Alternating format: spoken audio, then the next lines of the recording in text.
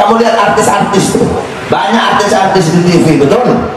Banyak artis yang naik haji, betul? Mereka pergi haji pakai pakaian ihram, pergi haji, pakai jilbab ditutupi, pulang pakai rok ini, pulang joget dangdut, pulang goyang itik, pulang goyang ekor, tetap gak berubah. Kenapa? Karena pergi hajinya nafkahnya haram. Pergi hajinya nafkah yang dipakai dari hasil jualan aurat, jualan tete, tahu tete, jualan payudara, jualan aurat, jualan paha. Makanya hajinya gak mabrur. Kenapa? Nafkah yang dipakai nafkah haram. Kamu kalau mau lihat orang hajinya diterima, gampang.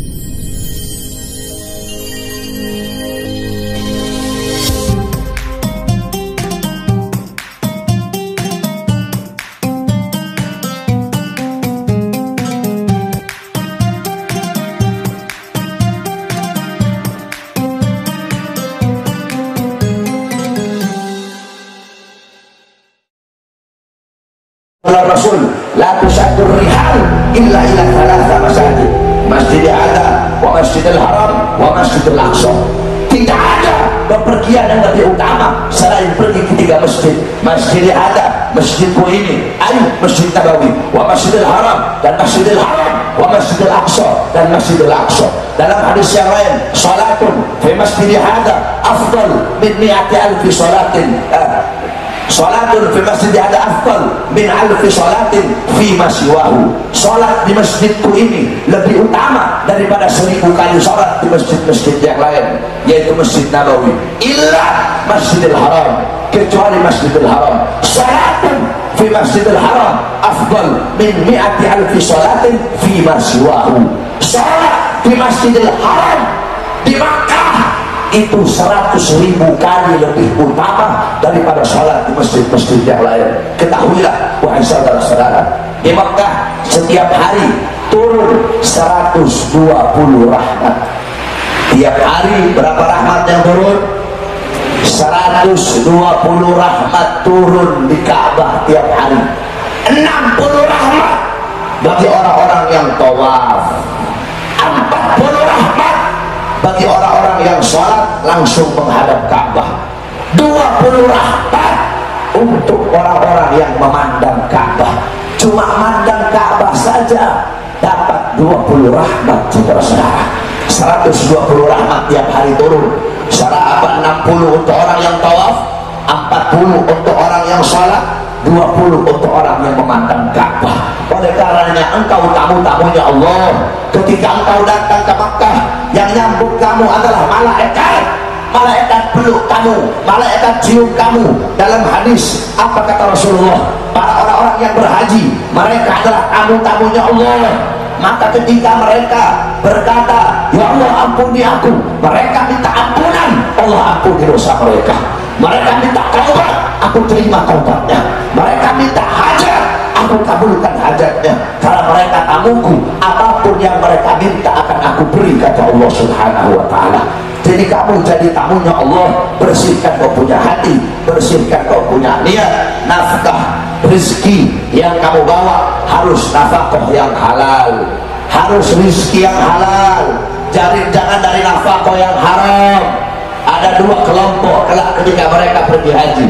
Kelompok pertama ketika mereka bertalbiyah, labbaik Allahumma labbaik, labbaik Allah syarika laka labbaik. Malaikat menyeru, hajimu diterima, hajimu mabrur, panggilanmu diterima, seruanmu diterima.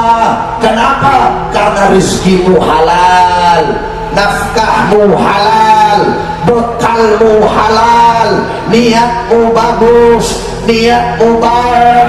Tidak kamu keluar dari tanah ini kecuali dapat rahmat dari Allah.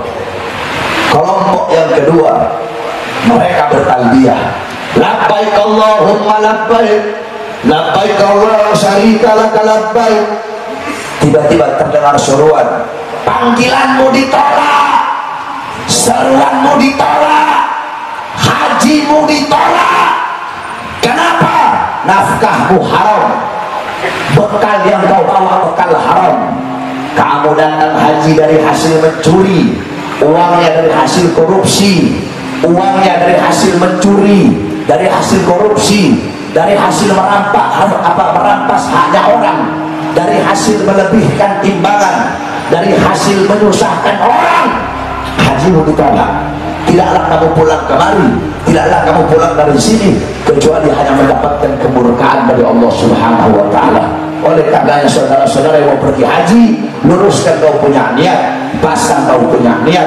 Kamu punya uang, mampu untuk pergi haji, cepat-cepat berangkat haji. Dalam hadis qudsi, apa kata Allah? Seorang hamba, aku berikan dia keluasan tenaga. Dia punya tenaga, mampu, kuat, sehat. Aku beri dia juga keluasan harta, punya uang, punya nafkah, punya belanja, cukup dia untuk pergi haji. 5 tahun berlalu dalam kecukupan jasad, 5 tahun berlalu dalam kecukupan harta, tapi dia tidak kembali kepadaku. Maksudnya 5 tahun berlalu dalam keberadaan harta, 5 tahun berlalu kamu banyak uang, selama 5 tahun mampu pergi haji tapi nggak pergi. Apa kata Allah? Maka kamu tidak akan mendapatkan rahmatku. Yakni apa? Kamu akan mendapat murka Allah Subhanahu wa Ta'ala. Nah, adapun bagi kalian yang belum mampu jasad, yang belum mampu uang harta untuk pergi haji, niatkan dari sekarang. Ya Allah, saya niat kalau saya punya uang saya mau pergi haji. Ya Allah, saya niat kalau saya ada keluasan harta saya ingin menjadi tamu pergi haji. Tiba-tiba kamu mati dalam niat tersebut, kamu mendapatkan pahala haji walaupun kamu tidak haji.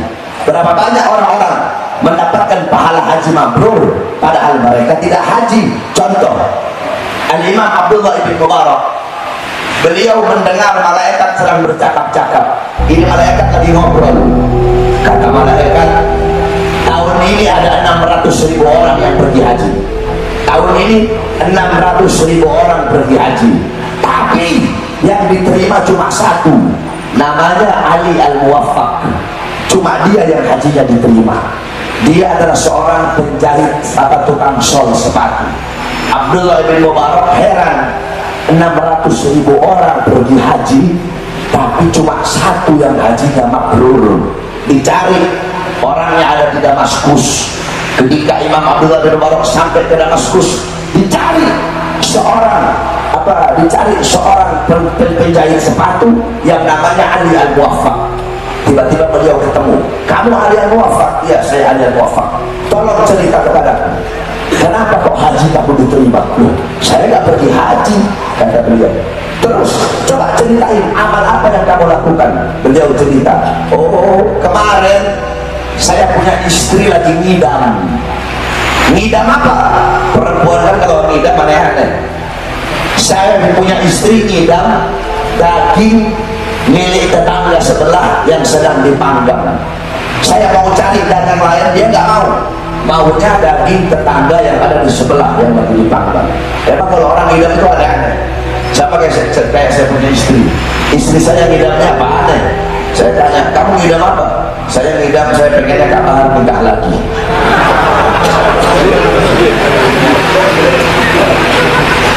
Akhirnya pergi Imam Ali Al-Muwaffaq ke tetangganya.